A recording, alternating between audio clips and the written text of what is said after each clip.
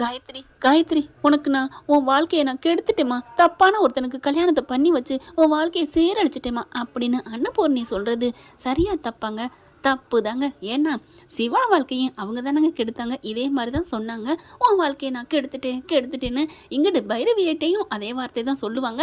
இன்னும் பைரவிக்கும் ஆறுமுகத்துக்கும் முட்டிக்கிட்டு தான் இருக்குது அப்படிங்கிற உண்மை தெரிஞ்சிச்சுன்னா, பைரவி உன் வாழ்க்கையை கெடுத்துட்டேம்மா அப்படின்னு அன்னபூர்ணி எல்லாத்துட்டையுமே இந்த டைலாக் தான் சொல்ல போகிறாங்க. ஆனால் இங்கே சிந்துவுக்கும் பைரவிக்கும் சொல்கிற வார்த்தை வேணால் கூட மாறலாம், அது தப்பு தான், கெடுக்கலை அப்படின்ட்டு. ஆனால் எசைக்கு காயத்ரிக்கு கல்யாணம் பண்ணி வச்சாங்களே, அது உண்மையிலே கெடுத்துட்டாங்க. அதனால தான் வாழ்க்கையை கரெக்டாக இப்போ படம் பிடிச்சி காமிக்கிற மாதிரி பிடிபட்டு போயிட்டான். காயத்ரி எப்படி பார்க்குது, என் வாழ்க்கை போனாலும் பரவாயில்லன்னு பைரவி தான் சாக்குன்னு சொல்லி ஏற்றி விடுது. அந்த செடி எனக்கு தான் கட்டி வைக்கணும்னு சொல்லிட்டு பார்த்தா அன்னபூர்ணி காலனா விழுகிறாரு. நோ படி அப்படின்னு சொல்லிட்டு கூட்டிகிட்டு போயிடுறாங்க. சிந்துவையும் சிவாவையும் போலீஸ் ஸ்டேஷனில் கம்ப்ளைண்ட் கொடுத்துருங்க, சின்னதாக ஒன்று அப்படின்ட்டு போயிடுறாரு. சஞ்சயும் வரோம் வரோம் அப்படின்னு சொல்லிடுறாங்க. இவங்க அவங்கவுங்க கலைஞ்சு போகிறாங்க. ஏ சிந்து, என்னடி நினச்சிட்ருக்க, என்ன நினச்சிட்ருக்க? ஏன் தம்பியை வீட்டை விட்டு விரட்டிட்டு நீ இந்த வீட்டில் வாழலான்னு பார்க்குறியா? பார்த்துட்றேன் அப்படின்னு சொல்லிட்டு செம்ம காண்டாகுது. அதுக்கப்புறம் தம்பியை பார்க்கணும் அப்படிங்கல, இல்லை இப்போ போக வேண்டாம், அப்புறமா போவோம், ஒரு வக்கீலோட போவோம் அப்படின்னு வக்கீலை பார்க்க போகுது. இங்கே சிவாவும் சிந்துவும் கிளம்புறாங்க. அன்னபூர்ணி சொல்லுது, போப்பா சஞ்சய் தான் வர சொன்னார்ல, போய் கூட்டிகிட்டு போயிட்டு கம்ப்ளைண்ட் கொடுத்துட்டு வாங்க அப்படிங்கிறாங்க. சரிங்க பெரியம்மா அப்படின்னு சொல்லிட்டு பெரியம்மா சொன்னால் சரிங்க தான் இவருக்கு. ஆனால் ஆர்வகத்துக்கு மட்டும் என்னமோ தெரியலங்க. ஏன்னா தன்னை போலலே பிறரை என்னன்னு சொல்லுவாங்க இல்லையா, அந்த மாதிரி தான். அதாவது பிடிக்காம கல்யாணம் பண்ணாலும் வாழணும் அப்படின்னு நினைக்கிறாரு. நீ நல்ல மனுஷையா, உன் மனசுக்கு பைரவி பிடிக்காம கல்யாணம் பண்ணாலும் வாழலாம், உன் கூட வாழ்ந்தா அந்த சொர்க்கமே அவ கூட இருக்கிற மாதிரி. அது அந்த புண்ணாக்குக்கு அப்புறமா தெரியும், இப்போவும் தெரிஞ்சிருக்கும் தான். ஆனாலும் நீ பயப்படாதையா, அதை வச்சுட்டு எல்லாரும் சேராத பிடிக்காதவங்களாம் சேர்ந்து வாழன்னு நினைக்காதையா. இசைக்கெல்லாம் ஒரு நல்ல மனுஷனே இல்லை. இப்போ பார்த்தீங்கன்னா சிந்துவும் சிவாவும் கிளம்புறாங்க.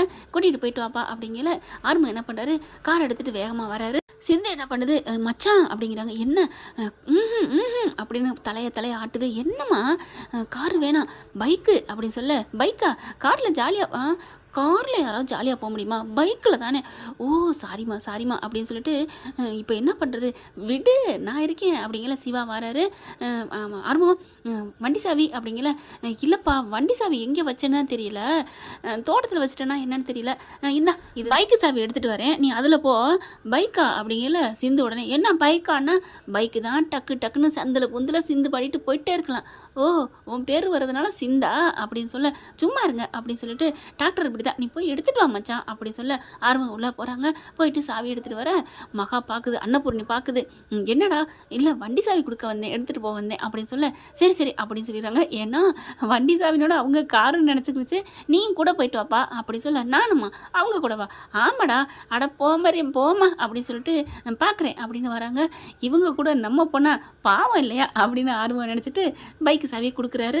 சிவாகிட்ட கொடுக்கங்காட்டிலையும் சிந்து படக்குன்னு வாங்குது. என்ன இல்லை மச்சான், நான் டாக்டர் கூட போகிறேன்னா அந்த சந்தோஷத்தில் என்ன பண்ணுறதுன்னு தெரியல அப்படின்னு சொல்லிட்டு வண்டியில் ஓப்பன் பண்ணிடுறாங்க. இவங்களே சிந்துவே கொடுத்து, டாக்டரே சீக்கிரம் வண்டி எடு டாக்டரே எடு அப்படி சொல்ல பார்க்குறாரு. என்ன சிந்து, ஏன் என்ன, எனக்கு எவ்வளோ ஆசையாக இருக்குது தெரியுமா, நான் பட்ட கஷ்டங்கள் என்னென்ன அவமானங்கள் பட்டிருக்கேன், இதுக்கு எல்லாத்துக்கும் பலனா உங்களோட ஜாலியாக போகிறேன் டாக்டரே, வா டாக்டரே அப்படின்னு சொல்லங்காட்டிலையும் இவங்க என்ன பண்ணுறாங்க, இவங்க வண்டியை ஸ்டார்ட் பண்ண போகிறாரு. இரு டாக்டரே நான் உட்காந்துக்கிறேன் அப்படின்னு சொல்லிட்டு முன்னாடி போய் உட்கார போகிறாங்க. என்ன முன்னாடி வந்து உட்கார்ற? ஆமாம் டாக்டரே முன்னாடி உட்கார வேணாமா, முன்னாடி போனத்தான் ஜாலியாக இருக்கும் தெரியுமா. முன்னாடிலாம் உட்காந்தா ஓட்ட முடியாதுப்பா, ஏங்க சைக்கிள்லாம் முன்னாடி தானே வச்சு ஓட்டிட்டு போகிறாங்க. ஐயோ அது சைக்கிள் ரீ அப்படிங்கிறாரு. அப்போ உடனே சைக்கிள் ஒரு பார்சல் அப்படிங்கிறாங்க. ஐயோ இவளை என்ன ஆர்வக்குளராயிட்டாலே, ஆர்வம் என்ன அப்படிங்கல, நான் என்னடா பண்ணுவேன், சிந்து ஆசைப்படுது, கூட்டு போயிட்டு வாடா, நான் கூட்டு போயிட்டு வரேன், அதுக்காக முன்னாடி உட்காந்தா எப்படிரா அப்படிங்கிறாங்க. அதெல்லாம் தெரியாதுப்பா, நீ கூட்டு போ அப்படின்னு ஆர்வம் போயிடுறாரு. வாங்க அங்கதான் பச்சை கொடி காட்டியாச்சு, வா டாக்டரே அப்படின்னு முன்னால் உட்கார, ஐயோ தெரியாதுடி எனக்கு அப்படின்ட்டு ஹெல்மெட் எடுத்து மாட்டிக்கிறாரு. வண்டியை ஸ்டார்ட் பண்ணுறாங்க. போகுது. பார்த்தா இங்கிட்டு போக இவங்களுக்கே ஒரு மாதிரியாக இருக்குச்சு. முன்னால் உட்கார்றது ஒரு மாதிரியாக இருக்குல்ல, பின்னாடி போய் உட்காந்துக்கிறோம், அப்போ தான் டாக்டரை இறுக்கி கட்டி பிடிச்சிக்கலாம் அப்படின்னு. டாக்டரே நீ கஷ்டப்படுறது எனக்கு மனசு கஷ்டமாக இருக்குது டாக்டரே. அப்புறம் அதனால் நான் இறங்கி பின்னாடி உட்காந்துக்கிட்டா அப்படின்னு சொல்ல, எனக்கு ஒன்றும் கஷ்டமாக தெரியலை, தலை மட்டும்தான் கொஞ்சம் இப்படி தெரியுது, நான் உன் கையை வச்சு இப்படியே தலையை கவுத்துக்கிறேன் அப்படின்னு கையை வச்சு அப்படியே கவுத்து விடுறாரு. தலை அப்படியே குனியுது சிந்துவுக்கு. டாக்டரே தலை வலிக்குது டாக்டர், என்னால் குனிஞ்சுக்கிட்டே வர முடியல டாக்டரே அப்படின்னு நிமிந்து பேச, நீ பார்த்து உன்னையே பார்த்து நான் பேசுனா நான் ரோட்டில் எங்கேயாவது விட்டுருவேன், நீ நிப்பாட்டுறேன் விடு அப்படின்னு வண்டியை நிப்பாட்டி பின்னாடி வந்து உட்கார சொல்கிறாரு. சிந்துவும் பாருடி மவனே நீ முன்னாடி உட்காருன்னு சொல்ல வைக்கிறேன் பாரு அப்படின்னு பின்னாடி ஏறி உட்காந்துக்கிறாங்க. பைக்கு போகுதுங்க. போயிட்டே இருக்குது. வண்டி போகையில் ஒரு ஸ்பீட் பிரேக் வருதா டமுக்கடின்னு ஏறி இறங்கி அப்படியே என்ன பண்ணுறாங்க, சிந்து வந்து சிவாவை இறுக்கிய கட்டி பிடிச்சிக்கிறாங்க. என்ன அப்படின்னு சொல்லிட்டு அவரால் ஓட்ட முடியல வண்டி. அப்படியே வண்டியை ஸ்பீட் பிரேக் அதாவது சடன் பிரேக் போட்டு நிப்பாட்டிடுறாரு. டாக்டரே என்ன நீ என்ன பண்ண, நீ பிரேக் போட்ட டாக்டரே, நீ இங்கே இடுப்பில் பிரேக் போட்டிருக்கம்மா, கையை எடு எனக்கு ஒரு மாதிரி ஆகுது அப்படிங்கிறாரு. டாக்டரே அதெல்லாம் முடியாது, நீ அப்புறம் ஏன் இப்படி ஏற்றுன, அதனால தான் நான் கட்டி பிடிச்சேன். சரிம்மா இனிமேல் ஏற்றாமல் ஓட்டு போகிறேன், கையை எடு அப்படின்னு சொல்ல. சரி டாக்டரே ரொம்ப தான், இப்போ என்ன ஒரு கம்பு நினச்சி பிடிச்சதா நான் பிடிச்சிக்கிட்டேன். அடிப்பாவி நான் கம்புன்னு நினச்சி பிடிச்சியா, சரி விடு இல்லாட்டி இரும்புன்னு நினச்சி பிடிச்சிக்கிறேன். சரி சரி நீ ஒன்றும் பிடிக்க வேணாம் நினைக்க வேணாம் அப்படின்னு வண்டியை ஸ்டார்ட் பண்ணுறாங்க. வண்டி போயிட்டு இருக்குங்க. போகையில் என்ன பண்ணுறாங்க, இவங்களால சும்மா இருக்க முடியல. ஆண்டவா முருகா ஸ்பீட் பிரேக் ஒன்று வையேன், ஸ்பீட் பிரேக்கர் ஒன்று வையேன் அப்படின்னு சொல்ல ஸ்பீட் பிரேக்கே வரல. இவங்க முணங்கிக்கிட்டே வர்றது கண்ணாடியில் பார்க்குறாரு. பக்கி என்ன நினைக்கிது பாரு, ஸ்பீட் பிரேக் வேணுமாம்ல, உதட்ட அசைவை வச்சு கண்டுபிடிக்கிறாரு. ஆனால் அவங்களுக்கு அவங்க நேர்ந்துக்கிட்ட மாதிரி ஸ்பீட் பிரேக் வரலங்க. ஆனால் ஒரு பள்ளம் வந்து கிடக்குது, அதுக்குள்ள தொம்புக்கடின்னு விழுந்து அதாவது அப்படி இறங்கி ஏறுது வண்டி. அம்மா அப்படின்னு சொல்லி கட்டி பிடிச்சிக்கிறாங்க. மறுபடியும் கட்டி பிடிச்சி தோளோட தோலை மண்டையை கொண்டு சாய்ச்சிடுறாங்க அவங்க தோள்பட்டையில். நம்ம சிந்து இவர் என்ன பண்ணுறாரு, அவரே தன்னை மறக்கிறாரு. ஒரு நிமிஷம் அவரால் ஒன்றும் ஓட்ட முடியல. சிந்து மேடம் கொஞ்சம் எந்திரிக்கிறீங்களா? இல்லை டாக்டரே எனக்கு நல்லா தூக்கம் வருது டாக்டரே. ஹலோ உச்சி வெயில் மண்டையை பிச்சுக்கிட்டு இருக்கு, உங்களுக்கு தூக்கம் வருதா, எந்திரி அப்படின்னு சொல்லி அப்படி முதுகு அப்படி அசைக்கிறாரு. அதுக்கப்புறம் போ டாக்டரே, இந்நேரம் அவன் பொண்டாட்டி இப்படி விழுந்ததுக்கெல்லாம் ஆஹா விழுக மாட்டாளான்னு சொர்க்கத்துக்கு போவேன், உன் மக்கு அப்படின்னு மண்டையில் தட்டா. ஏய் என்னடி மண்டையில் தட்டிக்கிட்டே வர்ற, சும்மாவா அப்படின்னு சொல்லிட்டு மறுபடியும் ஸ்டார்ட் பண்ணுறாரு. என்னப்பா ஒரு பள்ளத்தையும் காணோம் மேடையும் காணோம் அப்படின்னு முன்னாடி எட்டி பார்க்குறாங்க. சிந்து என்ன எட்டி பார்க்குற, சும்மா பார்த்தேன், பார்க்கக்கூடாதா வேடிக்கை, அதுக்கு முன்னாடியில் உட்காந்து வந்திருக்கணும். வரவா டாக்டரே முன்னாடி வரவா டாக்டரே, அதெல்லாம் ஒன்று வேணாம் பின்னாடி இரு அப்படின்னு சொல்லிட்டு போயில என்ன பண்ணுறாங்க, இவங்களால பொறுக்க முடியல சிந்துனால. அதனால சிவாவோட இடுப்பில் அப்படியே நண்டூறுது நரியூர் சொல்லுவோம் இல்லையா, அப்படியே கையை வச்சு ரெண்டு கையும் வச்சு உள்ளுக்கு அப்படி அதாவது அப்படியே வயிற்றோட அணைக்க போகிறாங்க. ஏய் கூச்சமாக இருக்குடி, ஐயோ என்ன நீ பண்ணுற அப்படின்னு, வண்டி ஓட்ட வேணாமா, இங்கே பாரு யார் மேலே மோதிட்டா என்ன ஆகுறது அப்படிங்கிறாரு.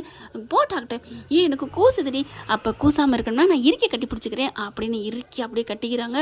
இவர் அப்படியே வானில் பறக்கிறாருங்க, ஒன்றும் பண்ண முடியலை. அம்மா தாயே அப்படின்னு நிப்பாட்டுறாரு. என்னம்மா என்ன அப்படிங்கிற, அடியே நீ முன்னாடி வந்து உட்காரு, அதானே நீ சொல்லணும்னு தானே வந்தேன் அப்படின்னு சொல்லிட்டு முன்னாடி வந்து உட்காடுறாங்க. உனக்கு முன்னாடி உட்காராரு அப்படி என்ன அப்படின்னு சொல்ல, அது வந்து பின்னாடி உட்காந்தா ஒரு மாதிரியா இருக்கா, ஓ அணைப்பில் இருக்கணும் டாக்டர், அதான் எனக்கு குசி அப்படின்னு சொல்லிட்டு முன்னாடி உட்காடுறாங்க. ஐயோ இவன் முன்னாடி உட்காந்தாலும் சரி பின்னாடி உட்காந்தாலும் சரி நம்மளை டார்ச்சர் பண்ணுறாளே, சரி பரவாயில்ல டார்ச்சராக இருந்தாலும் இதுவும் ஒரு சுகமாக தான் இருக்குது அப்படின்னு சொல்லிட்டு வண்டியை ஓட்டிகிட்டே போகிறாங்க. இவங்க கையை வச்சுட்டு இருக்காம சிவாவோட கையில் கொண்டு போய் ரெண்டு இதுலையும் அதில் கொண்டு போய் கையை வைக்கிறாங்களா.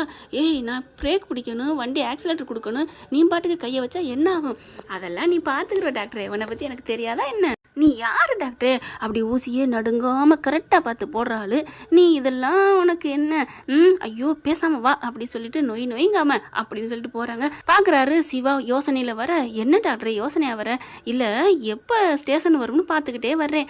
அட பாவி, அப்போது நான் உங்ககிட்ட வந்து உட்காந்துருக்கிறது தொந்தரவாக நினைக்கிறீங்களா, இறக்கி விடுங்க, நான் வேணா ஆட்டோ பிடிச்சி வரேன். ஏய் நான் அப்படிலாம் சொல்லடி, பின்ன ஐயோ நம்ம அதைத்தான் நினச்சோம், இதை சொன்னோம்னா நம்மளை ஆஞ்சு விடுவாளே, அப்படிலாம் இல்லை சிந்துமா, நான் ஸ்டேஷனை காணுமே பெட்ரோல் தீருமேன்னு நினச்சி சொன்னேன், அவ்வளோதான்.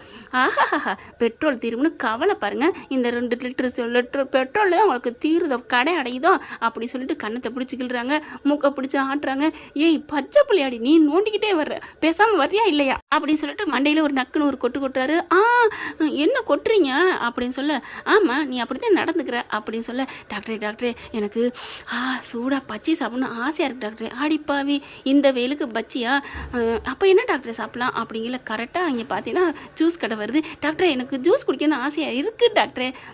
பச்சி கேட்டால் சூடுன்னு சொன்னேன், உடனே கூலிங்காக சொல்கிறேன், சரி வா குடிச்சிட்டே போவோம் அப்படின்னு சொல்லிட்டு இறங்குறாங்க. சீக்கிரம் அப்படின்னு சொல்லிட்டு ஜூஸ் போட சொல்கிறாங்க. அவங்களும் அடித்து கொடுக்குறாங்க. பார்த்தா கடன்னு சிந்து குடிக்கிறாங்க. ஏய் பார்த்து என்னம்மா என்ன டாக்டரே, நான் சாப்பிட்டு எத்தனை நாளாச்சு தெரியுமா, ஏன் சிந்து என்னாச்சு, நீ சமைக்கலையா? சமைச்சேன் டாக்டரே, ஆனாலும் சாப்பிட பிடிக்கல தெரியுமா, நகையை எடுத்து என்னை எப்படிலாம் பண்ணிட்டாங்க தெரியுமா அப்படின்னு சொல்லி அழுதோடனே அப்படியே கட்டிக்கிறாரு. டாக்டரே என்ன அப்படிங்கிறாரு. இல்லை இது பப்ளிக்கு கட்டி பிடிக்கிற, ஹேய் கிறுக்கி பப்ளிக்காக இருந்தேன், நீ என் பொண்டாட்டி தானே, கட்டி பிடிச்சா யார் என்ன சொல்ல போகிறா அப்படின்னு சொல்லி கட்டிக்கிறாங்க. அங்கே ஜூஸ் போடுறவங்க வெக்கப்பட்டு சிரிக்கிறாங்க. பரவாயில்லம்மா, ஓ டாக்டரு நல்ல டாக்டர் ஆகாரு, இந்த உலகத்தில் இப்படிப்பட்ட டாக்டரா, பரவாயில்லையே, பேஷண்ட்டாக இவர்கிட்ட போனால் கட்டி பிடிப்பார் போல இருக்கே அப்படின்னு அந்த பொண்ணு சொல்ல, ஹலோ மேடம், என்ன இது என் புருஷனா டாக்டருங்கிறீங்க, ஏன் புருஷன் டாக்டராக இருக்காரு, டாக்டர்னு சொல்லக்கூடாதா?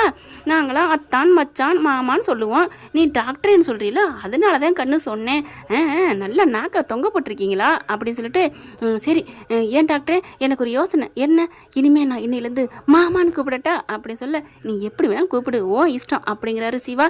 அதுக்கப்புறம் இன்னும் எவ்வளோ தூரம் இருக்குது டாக்டரே ஸ்டேஷன், இன்னும் எவ்வளோ தூரம் இருக்குன்னு தெரியல, உங்ககிட்ட இன்னும் என்ன பாடுபட போகிறேன்னு தெரியல, போயிட்டு திரும்பி வரையில இன்னும் எங்கெங்கே கூட்டி போகிறேன்னு தெரியலையே அப்படின்னு நொந்துக்கிட்டு வராரு. என்ன டாக்டரே சோகமாக நொந்துக்கிட்டு கூட்டி போறியா? சேச்சா சும்மா சொன்னேன், இந்த உதட்டை பார்த்துக்கிட்டே எவ்வளோ தூரம் வேணாலும் வண்டி ஓட்டலாம், எப்படி டாக்டரே உதட்டை பார்க்க முடியும், ஏன் பார்க்க முடியாது அப்படின்னு கேட்க, நான் தான் முன்னாடி உட்காந்துருப்பேனே, நான் தான் உன் கண்ணாடியில் உன் முன்னாடி உன் முகத்தை பார்க்குறேனே அப்படின்னு சொல்லிட்டு ரொமான்ஸாகவே வண்டி ஓட்டு போகிறாங்க. என்ன ஃப்ரெண்ட், இப்படி போனால் நல்லா தானே இருக்குது, பார்க்கலாம் என்ன நடக்க போகுதுன்னு. இந்த பற்றி உங்களுக்கு பிடிச்சிருந்துச்சுன்னா உங்கள் பொண்ணான கையில் ஒரு லைக்கை போட்டு சப்ஸ்கிரைப் பண்ணிடுங்க. Thank you friends. இந்த வீடியோ உங்களுக்கு பிடிச்சிருந்தா தயவு செய்து லைக் பண்ணுங்க. இன்னும் அப்டேட்ஸ்க்காக சேனலை சப்ஸ்கிரைப் பண்ண மறக்காதீங்க. நம்ம கிட்ட இருக்க எல்லா சேனல்ஸோட லேட்டஸ்ட் வீடியோ அப்டேட்ஸ்க்காக மேல ரைட் சைடுல காட்டுற லிங்கை கிளிக் பண்ணி வாட்ஸ்அப் குரூப்ல ஜாயின் பண்ணுங்க. உங்களிடம் விடைபெறுவது நான் உங்கள் மெஹர்.